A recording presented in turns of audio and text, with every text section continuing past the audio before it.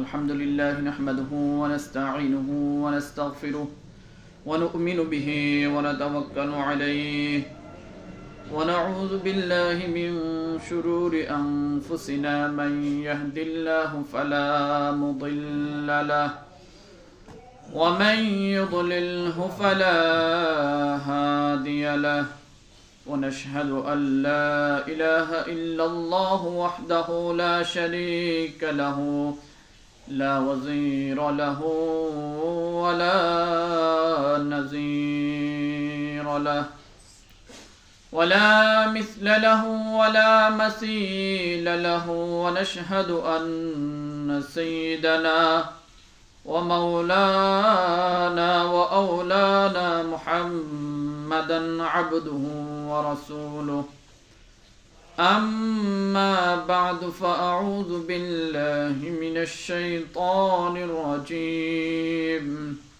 بسم الله الرحمن الرحيم يا أيها النبي حسبك الله ومن اتبعك من المؤمنين وقال رسول الله صلى الله عليه وسلم غدوة في سبيل الله أو روحة خير من الدنيا وما فيها وقال النبي صلى الله عليه وسلم الجهاد ماض منذ بعثني الله تعالى أن يقاتل آخر هذه الأمة الدجال لا يبطله جور جائر ولا عدل عادل أو كما قال النبي صلى الله عليه وسلم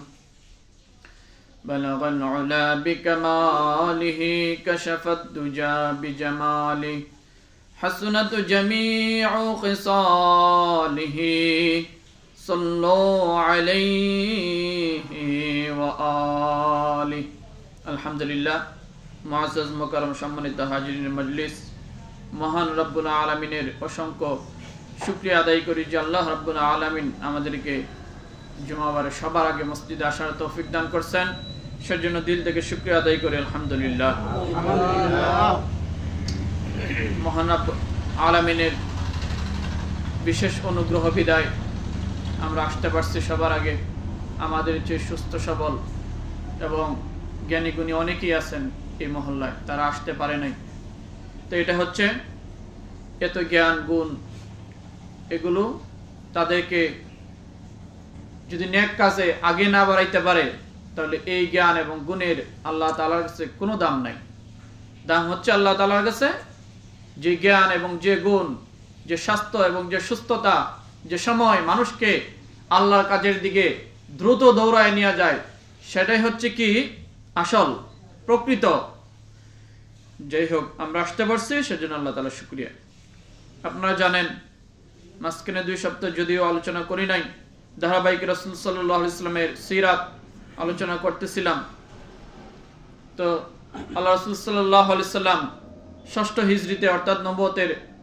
6 নম্বর বছর যখন মদিনা থেকে মক্কায় উমরা করার জন্য হজ করার জন্য যাওয়ার উদ্দেশ্যে রওনা হইলেন প্রতিমধ্যে তারা হুদায়বিয়া নামক স্থানে বিভিন্ন বাধার সম্মুখীন হয়ে রাসূল সাল্লাল্লাহু আলাইহি ওয়াসাল্লাম মক্কাবাসীর সাথে এক চুক্তি করলেন সন্ধি করলেন সেই সন্ধির মধ্যে অনেকগুলো কথা ছিল যেগুলো ইতিপূর্বে আলোচনা হয়েছে এর মধ্যে একটা ছিল যে এই বছর মুহাম্মদ সাল্লাল্লাহু আলাইহি ওয়াসাল্লাম এবং তার সাহাবী যারা আছে কেউই উমরা পালন করতে পারবে না তার রিটার্ন মদিনায় চলে যেতে হবে সেজন্য রাসূল সাল্লাল্লাহু আলাইহি ওয়াসাল্লাম ওই বছর আর উমরা পালন করতে পারেন নাই হজ পালন করতে পারেন নাই সেজন্য উনি চলে গেছেন এই সন্ধি হওয়ার পরে এতদিন তো মক্কার কাফেরদেরকে তলে তলে ইহুদিরা উস্কায়া দিছিল এখন দেখছে তারা তো সন্ধি করে ফেলছে সন্ধি মানে কেউ কারো বিরুদ্ধে আর যুদ্ধ করা যাবে না এখন দেখছে এতদিন তারা কাটা দিয়ে কাটা তুলছে এখন আর কি এই পথ বন্ধ হয়ে গেছে ইহুদিরা মুসলমানদের এবং ইসলামের জাতীয় দুশ্মন, প্রধান শত্রু। এটা পৃথিবীর শুরু লগ্ন থেকে শেষ পর্যন্ত মুসলমান জাতির এবং ইসলামের চরম শত্রু হচ্ছে, জানের দুশ্মন হচ্ছে ইহুদিরা। বর্তমান বিশ্বেও যাদের হাতে মুসলমানরা সবচেয়ে বেশি নির্যাতিত নিষ্পেষিত তারা হচ্ছে এই ইসরায়েলের ইহুদি। এবং পুরা বিশ্বব্যাপী যত অশান্তির দাবানল ছড়াইতেছে এগুলোর পিছনে ইহুদিরা। যাই হোক, তারা দেখলো যে রাসূল সাল্লাল্লাহু আলাইহি সাল্লাম যখন মক্কাবাসীর সাথে চুক্তি করে ফেলছেন, সন্ধি করে ফেলছেন, তখন আর মক্কার কাফেররা তাদের বিরুদ্ধে অস্ত্র ধরবে না, মুসলমানদেরকে প্রতিহত করবে না, মুসলমানদেরকে মারবে না, অত্যাচার করবে না, জেল জুলুম করবে না। তখন তারা তেলে বেগুনে জ্বলে উঠল এবং তারা রাসূল সাল্লাল্লাহু আলাইহি ওয়াসাল্লামের বিরুদ্ধে যুদ্ধ করার জন্য বিভিন্ন কূটকৌশল শুরু করলো। আর রাসূল সাল্লাল্লাহু আলাইহি ওয়াসাল্লাম এগুলো দীর্ঘদিন থেকে তাদের এই কূটকৌশল বুঝতেছিলেন, কিন্তু রাসূলুল্লাহ চতুর্মুখী দুশমনের আক্রমণ যেহেতু, সেজন্য রাসূলুল্লাহ একটু চুপ ছিলেন। রাসূলুল্লাহ তাদের বিরুদ্ধে তেমন কোনো অ্যাকশন নেন নাই। ইহুদিরা যে মদিনায় যাওয়ার আগ থেকে বনু নাজির, খাজরাজ এরা যে রাসূলুল্লাহর বিরুদ্ধে কি খুবই তেলে বেগুনে জ্বলে আছে, এটা রাসূলুল্লাহ খুব বুঝেন। কিন্তু রাসূলুল্লাহ কি যেহেতু চতুর্মুখী দুশমন, সেজন্য তাদের বিরুদ্ধে আর তেমন অ্যাকশনে যান নাই। যখন সপ্তম হিজরি শুরু হইল, তখন রাসূল সাল্লাল্লাহু আলাইহি ওয়াসাল্লামের বিরুদ্ধে তারা যুদ্ধের জন্য বিভিন্ন পায়তারা শুরু করলো, ষড়যন্ত্র শুরু করলো। রাসূল সাল্লাল্লাহু আলাইহি ওয়াসাল্লাম 400 সাহাবায়ে কেরামকে পদাতিক, অর্থাৎ তারা পায়ে হেঁটে যুদ্ধ করবে, তখন তো ট্যাঙ্ক ছিল না, পরে এরকম ফাইটার জেট ছিল না যেগুলো দিয়ে যুদ্ধ করা হয়, সবাই পায়ে হেঁটেই যুদ্ধ করতো অথবা ঘোড়ার উপর, উটের উপর চড়ে। সেজন্য রাসূল সাল্লাল্লাহু আলাইহি ওয়াসাল্লাম সর্বমোট 600 জনের একটা বাহিনী তৈরি করলেন যে এবার ইহুদিদেরকেও কি করতে হবে, একটু ধরতে হবে, না হয় আর উপায় নাই।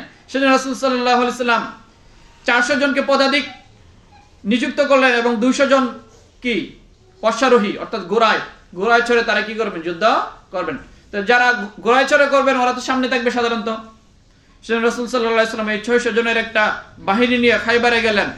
ওইখানে খাইবারে বিশাল এক তুমুল লড়াই হইল, বিশাল আকারে এই খাইবারের যুদ্ধের ঘটনা ইতিহাসের মধ্যে লেখা হয়েছে।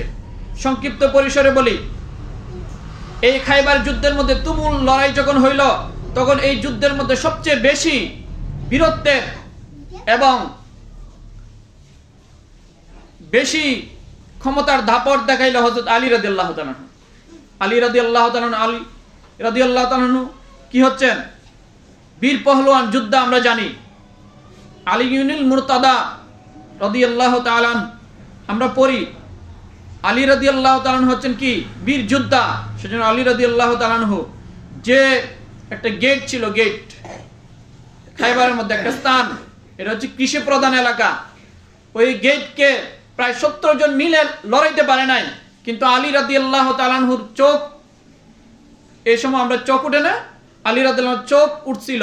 রাসূল সাল্লাল্লাহু আলাইহি ওয়াসাল্লাম এমত অবস্থায় হযরত আলীকে কি বানাইলেন, এই যুদ্ধের সেনানায়ক বানাইলেন। ঠিক আছে, এই হযরত আলী রাদিয়াল্লাহু তাআলার এই দিন এত বেশি জোশ ছিল শরীরের মধ্যে যে গেট 70 জন একা মিলে তুলতে পারে নাই, হযরত আলী রাদিয়াল্লাহু তাআলা এটা একাই উঠাইছে। এবং অনেক রিওয়ায়াতের মধ্যে আসছে যে হযরত আলী রাদিয়াল্লাহু তাআলা এই গেটকে শুধু একা উঠাইছেন এরকম না, নিজের আত্মরক্ষার জন্য ঢাল স্বরূপ এক হাতে ধরে রাখছেন আর এক হাতে তীর চালাইছেন, বর্ষা চালাইছেন। হযরত আলী রাদিয়াল্লাহু তাআলা এতটুকু কি ছিল, ওই দিন জোশ ছিল শরীরের মধ্যে, আল্লাহ রাব্বুল আলামিনের নসরত ছিল ওই দিন। এজন্য হযরত আলী রাদিয়াল্লাহু তাআলা এই যুদ্ধের মধ্যে বীর দর্পে কি করছেন, যুদ্ধ করছেন। অন্যান্য সাহাবায়ে কেরামও কি করছেন, এখানে প্রাণপণ যুদ্ধ করছেন এবং এখানে বিশাল এক গনিমতের ধনভাণ্ডার সাহাবায়ে কেরাম কি পাইছেন, আল্লাহ রাসূল সাল্লাল্লাহু আলাইহি ওয়াসাল্লাম পাইছেন। সেজন্য ওই সময়ের পরেই কি করছেন, অসংখ্য খাইবারের জমি অনেক সাহাবায়ে কেরামদেরকে আল্লাহ রাসূল সাল্লাল্লাহু আলাইহি ওয়াসাল্লাম কি করছেন, দিয়া দিবেন। যুদ্ধ লব্ধ যে মাল সেটাকে গনিমতের মাল বলা হয়, সেটা সরকারি খাজানায় চলে আসে। বর্তমান বিশ্বেও যারা যুদ্ধ করে জয়ী হবে, এই যারা জয়ী হবে তাদের কি হয়ে যাবে, ওই দেশ, ওই নগর, এই শহরে যা কিছু আছে তাদের হয়ে যাবে। এটা সরকারি আন্ডারে চলে আসবে, সরকারি ফান্ডে চলে আসবে। সরকার যাদেরকে দিবে তাদেরই কি এই জমি হয়ে যাবে। সেজন্য ওই যে উহুদ যুদ্ধের মধ্যেও কি সাহাবায়ে কেরাম এই কি গনিমতের মাল তালাশ করতে গিয়ে একটু কি হোঁচট খাইছিলেন।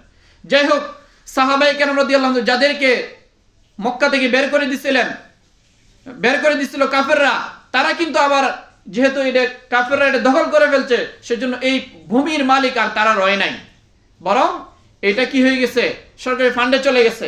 এর পরবর্তীতে যারা যুদ্ধ করে জয় করবে এটা তাদের হবে এবং এই সরকারের হবে। অর্থাৎ আল্লাহ রাসূল সাল্লাল্লাহু আলাইহি ওয়াসাল্লামের জীবদ্দশায় যেহেতু আবার মক্কা বিজয় করছেন, সেজন্য যাদের যে ঘর ছিল, মাটি ছিল, এটা তারা ফিরে পাবে না, বরং রাসূল সাল্লাল্লাহু আলাইহি ওয়াসাল্লাম যাদেরকে দিবে তারাই পাবে।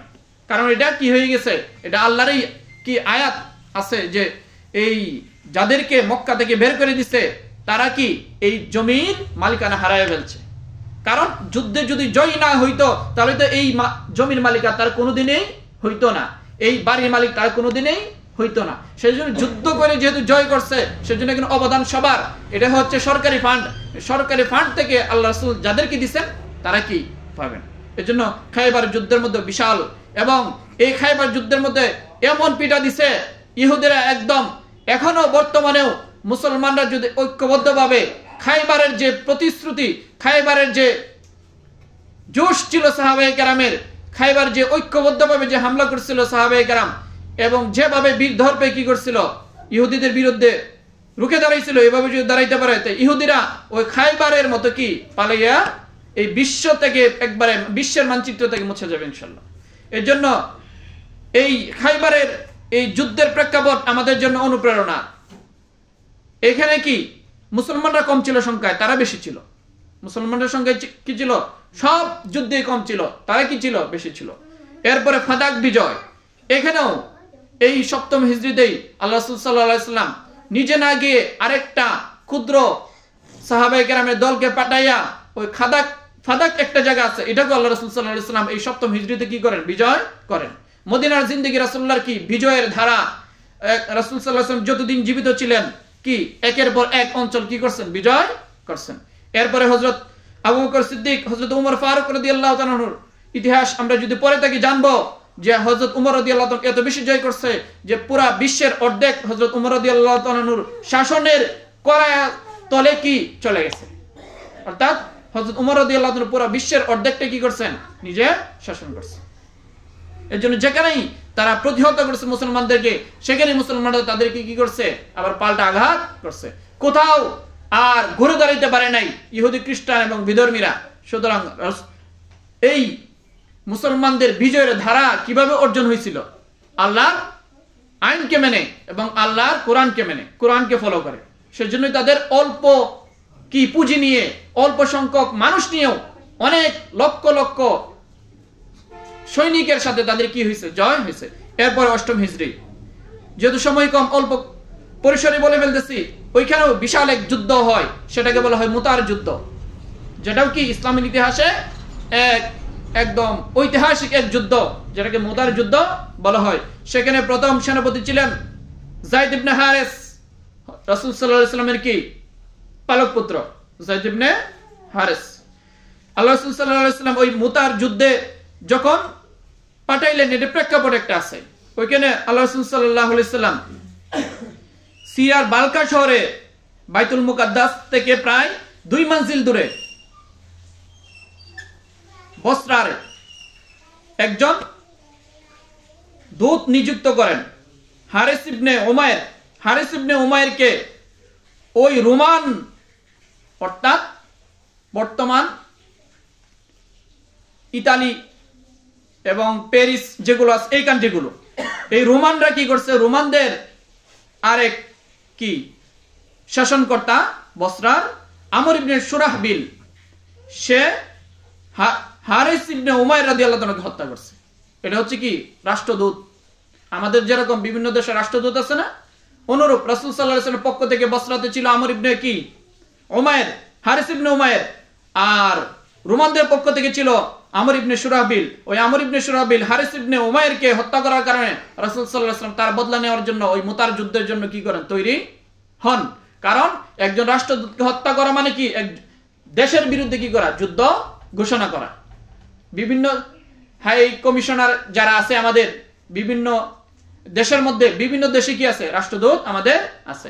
এবং বিভিন্ন দেশের রাষ্ট্রদূত আমাদের দেশে আছে, ওদেরকে সর্বোচ্চ নিরাপত্তা সরকারের পক্ষ থেকে দিতে হবে। তাদেরকে যদি কেউ কি করে কোনো অ্যাকশন নেয়, তাহলে ওই দেশের সরকার আমাদের বিরুদ্ধে কি নেবে, অ্যাকশন নিব। এবং আমাদের রাষ্ট্রদূতের বিরুদ্ধেও যদি কেউ অ্যাকশন নেয়, তাহলে আমাদের দেশের সরকারও কি তাদের বিরুদ্ধে অ্যাকশন নেবে। রাসূল সাল্লাল্লাহু আলাইহি ওয়াসাল্লাম এই অ্যাকশন নেওয়ার জন্য রাসূল সাল্লাল্লাহু আলাইহি ওয়াসাল্লাম 3000 বাহিনীর একটা সৈন্য দল গঠন করেন। কয় হাজার? 3000। মুসলমানদের সংখ্যা বোঝা গেল আরো বাড়ছে এখন। বদরের যুদ্ধের মধ্যে 313 জন ছিল। এই মুতার যুদ্ধ যখন 8ম হিজরি, তখন 3000 হয়েছে। তা বোঝা গেল মুসলমানদের সংখ্যা কি দিন দিন বাড়তেছে। আর ওদিকে রোমান প্রায় 1.5 লক্ষ। কয় লক্ষ? 1.5 লক্ষ। আর সাহাবায়ে কেরাম কয়জন? মাত্র 3000। রাসূল সাল্লাল্লাহু আলাইহি সাল্লাম আল্লাহর নুসরতে এই যুদ্ধের মধ্যেও বিশাল যুদ্ধ করে অনেক সাহাবায়ে কেরাম শাহাদাত বরণ করার পরে হযরত খালিদ বিন ওয়ালিদ রাদিয়াল্লাহু তাআলার নেতৃত্বে কি এই যুদ্ধেও আল্লাহ রাব্বুল আলামিন মুসলমানদেরকে বিজয় দান করেন। 1 নম্বর সেনাপতি ছিলেন যায়েদ ইবনে হারেস। আল্লাহ রাসূল প্রথমেই ওনার নাম বলছেন যে এই যুদ্ধের কমান্ডার থাকবে, সেনানায়ক থাকবে হযরত যায়েদ ইবনে হারেস। এরপরে বলেন এরপরে থাকবে জাফর ইবনে আবু তালেব। ওই জাফর ইবনে আবু তালেবের কথা আমরা বলছি, যখন হাবেশায় হিজরত করছেন জাফর ইবনে আবু তালেব, তখন ওই হাবেশার বাদশার কাছে গিয়া মক্কার কাফেররা বিভিন্ন কুৎসাকি রটনা করছিল যে আমাদের দেশ থেকে কিছু দেশদ্রোহী পালাইয়া চলে আসছে, ওরা আমাদের খোদাদের বিরুদ্ধে মন্দচারী করে এবং তারা দেশের বিরুদ্ধে নানা কূট কৌশল চালায়, ষড়যন্ত্র করে। সুতরাং তাদেরকে আমাদের হাতে তুলে দেন, আমরা তাদেরকে নিয়ে শাস্তি করব। আমরা তাদেরকে কি করব? ইন্টারপোলের মাধ্যমে এনে তাদের কি করব? জেলখানে বন্দী করে তাদেরকে ফাঁসি দেব। বর্তমান ব্যবস্থা যেরকম আর কি, এক দল গেলে আরেক দলকে আনে না, ধরে ধরে, এরকম অবস্থা। সুতরাং তারা বলতেছে আমরা আমাদের দেশে নিয়ে তাদেরকে সর্বোচ্চ শাস্তির বিধান কার্যকর করব, আমাদের হাতে তুলে দেন। হযরত জাফর রাদিয়াল্লাহু তাআলা আনহু, তখন জাফর রাদিয়াল্লাহু তাআলা যখন ওই হাবেশার বাদশা যখন ডাকছিলেন, তখন তিনি ঐতিহাসিক একটা ভাষণ দিছিলেন, যে ভাষণে আবেগ আপ্লুত হয়ে বাদশা এই নাজাশি কি ও কান্নাকাটি করছিলেন এবং ওইখানে কি উনিও ইসলাম ধর্ম গ্রহণ করছিলেন। সে হযরত জাফর ইবনে আবু তালেব, যাকে জাফর তাইয়ার রাদিয়াল্লাহু তাআলা বলা হয়, কারণ জাফর তাইয়ার মানে পাখি বা বিমান।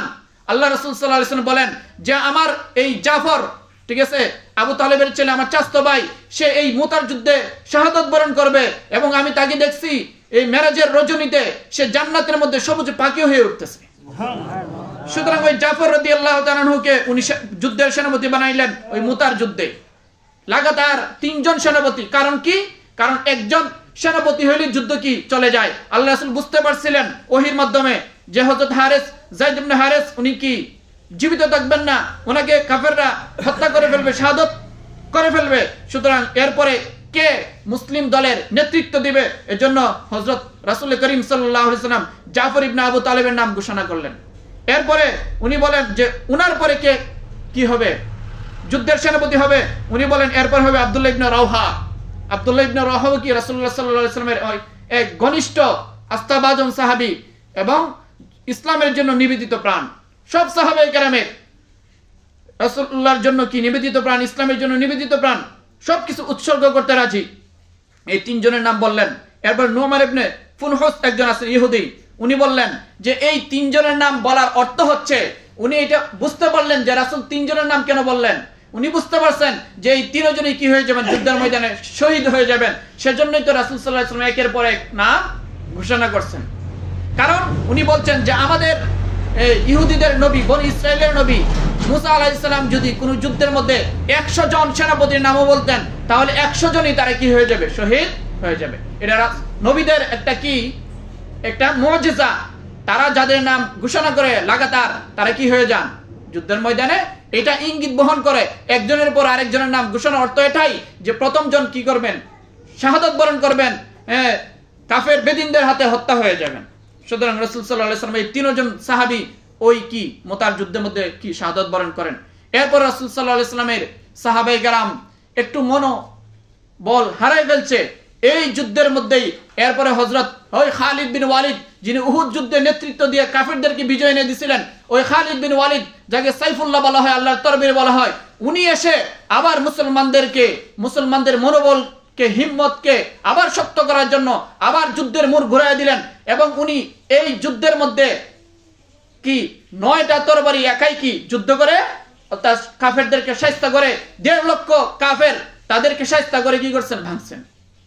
সুতরাং এই হযরত খালিদ বিন ওয়ালিদ রাদিয়াল্লাহু তাআলার নেতৃত্বে এই মুতার যুদ্ধের মধ্যে আবার মুসলমানদেরকে আল্লাহ রাব্বুল আলামিন কি করেন, বিজয় দান করেন। এগুলো হচ্ছে রাসূলুল্লাহ সাল্লাল্লাহু আলাইহি ওয়াসাল্লামের জীবদ্দশায় কি যুদ্ধের ঘটনা। এগুলো আমাদের জন্য অনুসরণীয়, আমাদের জন্য অনুকরণীয়। আমরা তো যুদ্ধের কোনো বালাই নাই, আমাদের জীবনে কোনো যুদ্ধ আছে? ইসলাম একদিকে যাক, হ্যাঁ মুসলমান সব পিছে ফেলো, কাফের বেদিন মুশরিকরা, আমাদের এই নিয়ে কোনো মাথা ব্যথা আছে? এই নিয়ে কোনো পেরেশানি আছে? যুদ্ধের নেতৃত্ব দেওয়ার মতো কোনো মুসলমান বাংলাদেশে আছে? নাই। মুসলমানরা মাইর খাবে না তো কি খাবে? মুসলমানদেরকে পিটাবে না তো কি করবে? বরং যুদ্ধের কথা বলাই যায় না, জিহাদের কথা বলাই যায় না। জিহাদের কথা বললেই আপনার আমার স্বজাতি কি বলবে? আপনাকে আমাকে জঙ্গি বলবে, টেররিস্ট বলবে এবং জেলে ভরবে, ঠিক না? যারা ভরে বাংলাদেশে অসংখ্য ঘটনা কি অতীত হয় নাই যে জিহাদের বই পাওয়া গেছে, হ্যাঁ এরা জিহাদি কথা বলে, জঙ্গিবাদের কথা বলে। সেজন্য এই দোহাই দিয়া যে জিহাদের কথা আল্লাহ রাব্বুল আলামিন কোরআনের মধ্যে বলছেন যে জিহাদ রাসূল সাল্লাল্লাহু আলাইহি ওয়াসাল্লাম মদিনার জিন্দেগিতে যতদিন জীবিত ছিলেন করছেন, সেই জিহাদের অপব্যাখ্যা করে এবং তারা জিহাদের নামে অনেক প্রপাগান্ডা করে জিহাদকে কি করতে চায়, মুসলমানদের মধ্য থেকে মিটাই দিতে চায় এবং জিহাদের স্পৃহাকে তারা নস্যাৎ করে দিতে চায়। কারণ জিহাদ করলেই তাদের যে বোতল খাওয়ার যে অবস্থা এটা আর থাকবে না, তারা বোতল খাইতে পারবে না, চাঁদাবাজি করতে পারবে না, টেন্ডারবাজি করতে পারবে না। কারণ জিহাদ মানে কি, যারা কি আছে, ভাইরাস আছে, যারা দুর্নীতিবাজ আছে, যারা চাঁদাবাজ আছে, তাদেরকে ঠিক করার একটা মাধ্যম, ঠিক না? আল্লাহর আইন যদি দুনিয়াতে থাকে, আল্লাহর আইন যদি বাংলাদেশে থাকে, তাহলে চাঁদাবাজি চলবে, দুর্নীতি চলবে, ঘুষ চলবে? চলবে না। এর জন্য কোরআনের আইন দিয়ে কি করতে হবে, দেশকে চালাইতে হবে। কারণ আমরা মুসলমান, আমরা যদি কোরআনকে না মানি, বেদিন আর ইহুদি আর খ্রিস্টানরা মানবে? এর জন্য কোরআনের আইন দিয়া দেশ চলুক, এটা প্রতিটা মুমিনের কি স্পৃহা হইতে হবে। কারণ আমরা মুসলমান, আমরা সব দলকে দেখছি, আমরা কোন দলকে এখন দেখতে চাই? একটু ইসলামী দলগুলোকে দেখতে চাই এবং কোরআন দিয়ে যারা চালাবে, আওয়ামী লীগ যদি চালায় কোরআন দিয়ে, আওয়ামী লীগকে আমরা সমর্থন করব। যদি বিএনপি চালাইতে বিএনপি কে সমর্থন করব। আর যারাই কোরআনের বিরুদ্ধে যাবে আমরা তাদের বিরুদ্ধে যাব, ঠিক না? আমাদের কি এখানে কোনো দল মত আছে নাকি? যারাই কোরআনের পক্ষে থাকবে, কারণ মুসলমান হিসেবে আওয়ামী লীগও কোরআনের পক্ষে থাকতে পারে, বিএনপিও থাকতে পারে, জাতীয় পার্টিও থাকতে পারে, জামাত সহ আরো ইসলামী দল যতগুলো আছে সবগুলো থাকতে পারে। কারণ সবাই মুসলমান, সবাই আল্লাহর আইন মানা দরকার না, খালি শুধু নামাজ পড়া দরকার। আর আল্লাহর আইন মানা দরকার নাই, বিচার ব্যবস্থায় আল্লাহর আইন দরকার নাই, অর্থনীতিতে আল্লাহর আইন দরকার নাই, জিহাদের ব্যবস্থায়, শত্রুকে রুখার ব্যবস্থায় আল্লাহর আইন দরকার নাই, সব ক্ষেত্রে দরকার আছে।